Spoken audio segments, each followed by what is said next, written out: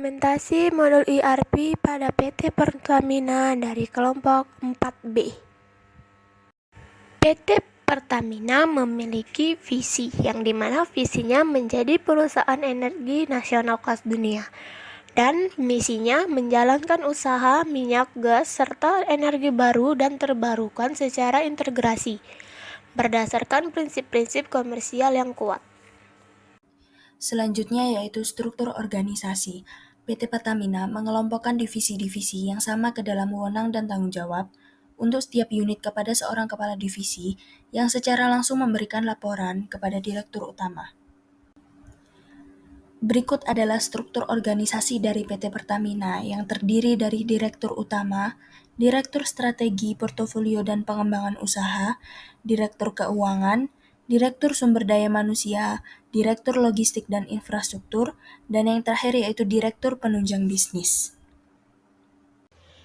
Terdapat 7 proses bisnis yang dilakukan oleh PT Pertamina. Yang pertama, eksplorasi dan produksi. Eksplorasi terdiri atas pengujian seismik dan pengembaraan eksplorasi. Kemudian, untuk pengembangan dan produksi terdiri atas pengembangan produksi, operasi produksi, dan pemeliharaan lapangan. Yang kedua, terdapat pengolahan atau midstream, yang mana terdiri atas pengangkutan dan penyimpanan. Kemudian dilanjutkan dengan distilasi, konversi, dan pemurnian. Kemudian ketiga, yaitu ada bisnis proses distribusi dan pemasaran, yang mana distribusi terdiri atas logistik dan transportasi, kemudian fasilitas penyimpanan dan pemasaran terdiri atas penjualan produk dan manajemen hubungan pelanggan, kemudian diakhiri dengan promosi dan branding. Keempat, terdapat bisnis proses yaitu pengadaan dan manajemen rantai pasok atau procurement and supply chain management, yang mana untuk supply management terdiri atas evaluasi dan seleksi pemasok, dilanjut dengan negosiasi kontrak, kemudian pemantauan kinerja pemasok. Dan untuk manajemen pesanan pembelian atau purchase order management terdiri atas permintaan pembelian, pembuatan pesanan pembelian, dan persetujuan pesanan pembelian.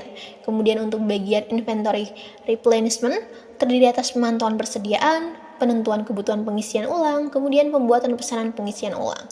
Yang kelima, terdapat proses bisnis keuangan dan akuntansi, yang mana pada manajemen keuangan terdapat proses perencanaan dan penganggaran, pengelolaan kas, dan pembiayaan. Yang kedua, untuk akuntansi, terdapat proses pencatatan transaksi, pelaporan keuangan, dan audit.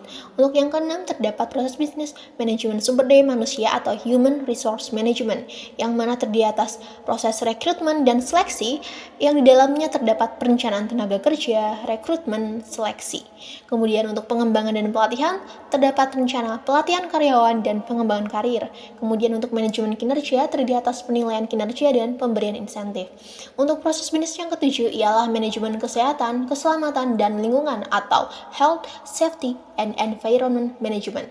Untuk keselamatan kerja terdiri atas proses identifikasi resiko, dilanjutkan dengan pelatihan keselamatan dan tindakan pencegahan. Untuk proses manajemen kesehatan terdiri atas pemeriksaan kesehatan, kemudian dilanjutkan dengan program kesehatan. Nah, untuk manajemen lingkungan terdiri atas pemantauan lingkungan dan program pengelolaan lingkungan.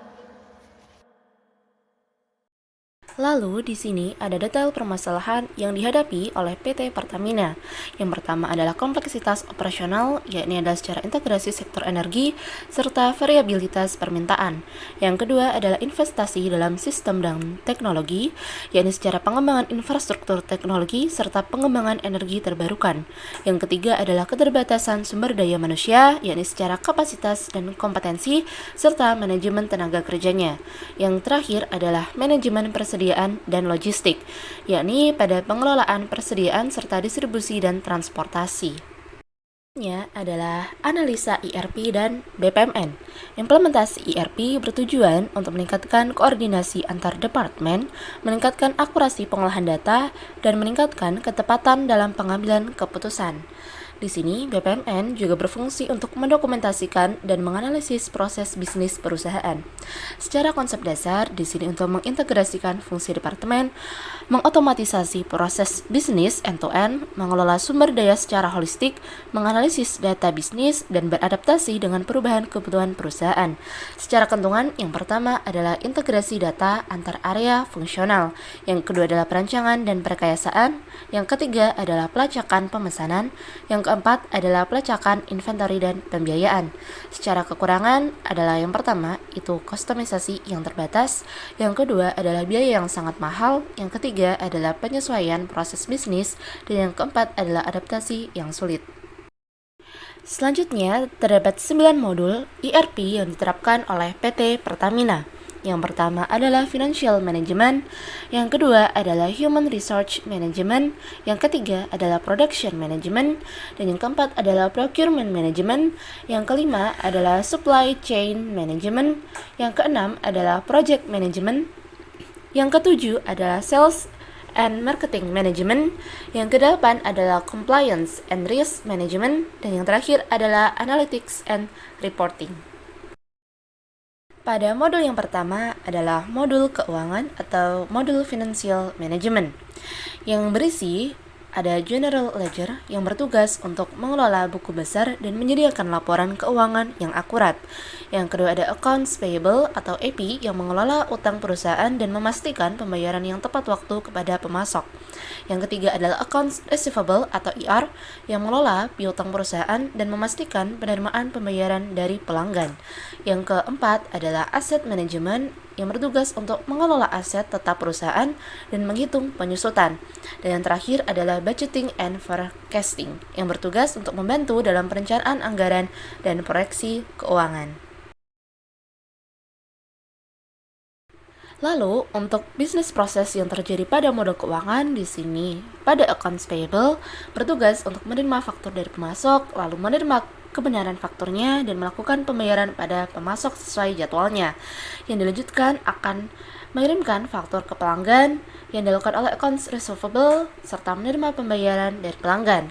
Lalu dilanjutkan untuk merekam semua transaksi keuangan oleh general ledger, yang selanjutnya dilanjutkan oleh mengelola daftar aset perusahaan oleh aset manajemen serta menghitung penyusutan aset tetap untuk laporan keuangan. Lalu dilanjutkan untuk menyusun laporan keuangan oleh general ledger dan dilanjutkan membuat rencana anggaran serta menyusun proyeksi keuangan untuk periode mendatang oleh budgeting and forecasting. Untuk modul selanjutnya adalah modul sumber daya manusia atau modul Human Resource Management. Di sini terdapat payroll yang bertugas untuk mengelola gaji karyawan, tunjangan, dan potongan. Lalu ada recruitment yang mengelola proses rekrutmen dan seleksi karyawan baru. Lalu ada employee self-service yang memungkinkan karyawan untuk mengakses dan mengelola informasi pribadi mereka sendiri. Lalu ada training and development yakni mengelola program pelatihan dan pengembangan karyawan. Lalu ada performance management, yakni mengelola penilaian kinerja karyawan dan pengembangan karir.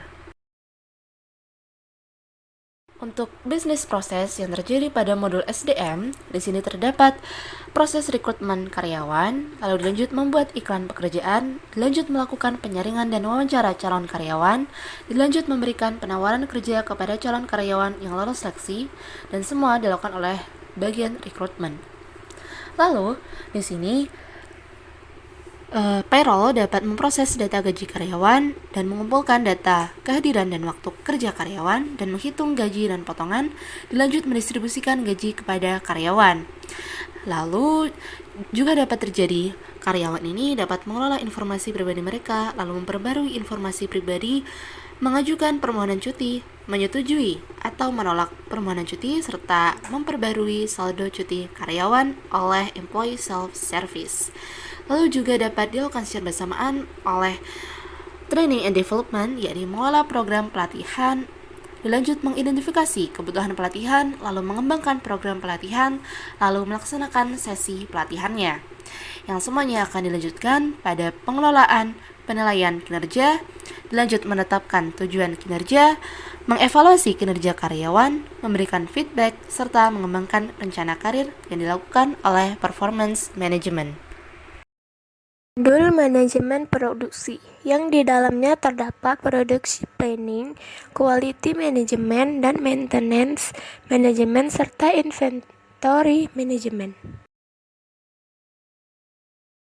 Di ini terdapat perkiraan permintaan produk, merencanakan kapasitas produk, menyusun jadwal produksi, mengeluarkan perintah produksi, menetapkan standar kualitas, inspeksi bahan baku yang diterima, pemantauan proses produksi, Jika produksi terdapat masalah, ditangani oleh masalah kualitas.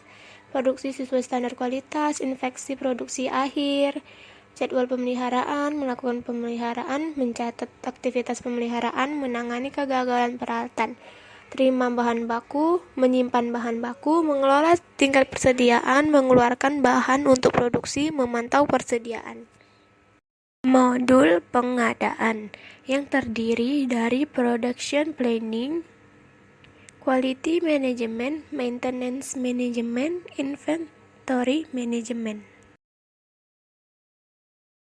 Mitigasi ini, supplier manajemen melakukan evaluasi pemasok, negosiasi kontrak, pemantauan kinerja pemasok, permintaan pembeli, pembuatan pesanan pembeli, persetujuan pesanan pembeli, pengiriman pesanan pembelian, pemantauan persediaan, menentuan kebutuhan pengisian ulang, dan pembuatan pemesanan pengisian ulang. Selanjutnya, modul distribusi dan logistik yang terdiri dari warehouse management, transportation management, dan order fulfillment.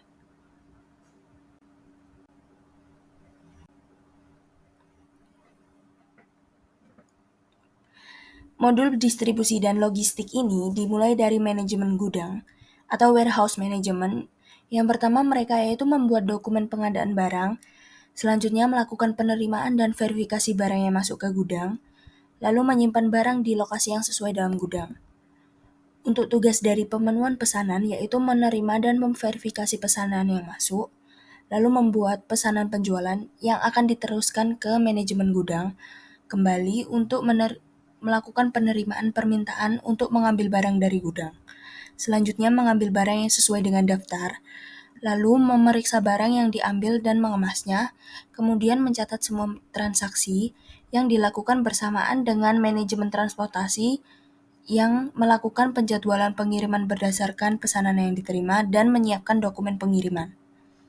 Selanjutnya, manajemen transportasi juga langsung melakukan pengiriman barang ke pelanggan dengan memantau status pengiriman secara real time, lalu menerima konfirmasi barang sampai yang dilakukan oleh pemenuhan pesanan dan mengevaluasi kepuasan pelanggan. Modul manajemen proyek yang terdiri dari 1 project planning, 2 resource management, 3 cost management, dan 4 project reporting.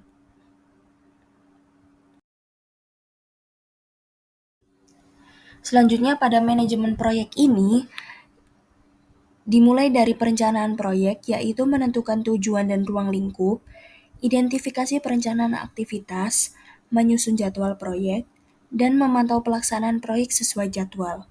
Dilakukan bersamaan dengan manajemen sumber daya, yaitu mengidentifikasi sumber daya, membuat rencana pengadaan sumber daya, melakukan rekrutmen SDM dan penempatan SDM pada tugas yang sesuai, membeli atau menyewa material, pendistribusian material, dan memantau atau mengevaluasi sumber daya.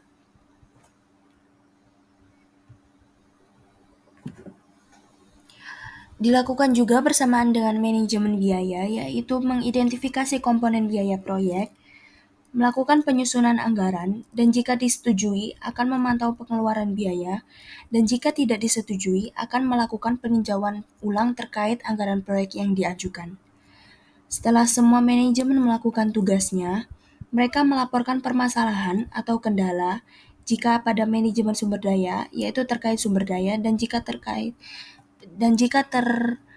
ada di manajemen biaya, yaitu terkait biaya. Lalu laporan proyek akan menetapkan frekuensi pelaporan, yaitu selanjutnya mengumpulkan data laporan terkait kemajuan proyek, menyusun laporan kinerja proyek, dan yang terakhir yaitu pendistribusian laporan kepada seluruh stakeholder. Modul penjualan dan pemasaran terdiri atas Customer Relationship Management atau CRM, kemudian terdiri atas Sales Order Management, dan yang ketiga terdapat Marketing Campaign Management. Modul Sales and Marketing sendiri terbagi menjadi 3, yaitu Customer Relationship Management yang dimulai dari mengidentifikasi calon pelanggan, kemudian dilanjutkan dengan Sales Order Management yang dimulai dari order entry, kemudian dari Marketing Campaign Management yang dimulai oleh campaign planning. Yang kedelapan, terdapat modul keamanan dan kepatuhan yang terdiri atas regulatory compliance dan yang kedua atas risk management.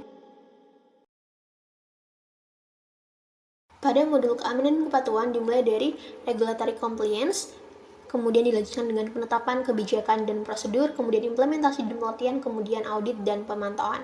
Kemudian pelaporan dan dilanjut dengan identifikasi resiko, penilaian resiko, pengembangan strategi pengendalian, implementasi pengendalian, respon dan pemulihan, dan terakhir evaluasi peningkatan berkelanjutan. Untuk yang ke-9 terdapat modul analitik dan pelaporan yang mana terdiri atas business intelligence (BI), kemudian reporting, kemudian dashboard. Terakhir, untuk analitik dan reporting, dimulai dari bagian business intelligence yang mana untuk startnya yaitu mengumpulkan data dari berbagai sumber internal dan eksternal, kemudian dilanjut untuk masuk ke line reporting yang mana diawali dengan mengakses hasil analisis BI dari data warehouse, kemudian masuk ke line dashboard yang mana dimulai dari mengakses hasil analisis BI dan data real time dari data warehouse, dan diakhiri dengan membagikan dashboard melalui portal web yang aman.